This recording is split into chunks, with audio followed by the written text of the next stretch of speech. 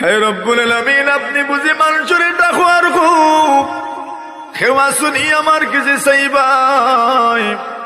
মুসিবত পড়ি গেছো, মুসিবত লাগে চাও, আমি আল্লাহ মুসিবত থেকে উদ্ধার করে দিব।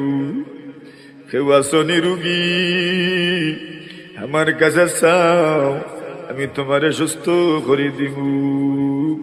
খেওয়া শুনি অভাবী আমার কাছে চাও, আমি তোমার অভাবে দূর করে দিব। হেমা শুনে গুনাহগার আমার কাছে চাও, আমি তোমার গুনারে মাফ করে দিব।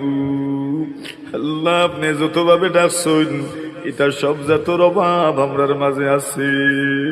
আপনি একবার তার মুকরম করবা, রহমতর নজর দেউক আল্লাহ, রহমতর নজর দেউক, রহমতর নজর দেউক। আমরা প্রত্যেকের জীবন থেকে অভাব অনটন রে দূর ফরমাও। আয় রব্বুল আলামিন, আল্লাহ ব্যবসা বাণিজ্যের মধ্যে বরকত নাই, বরকত দিও। আয় আল্লাহ, কামাই রুজির মাঝে যারার বরকত নাই, বরকত দিও।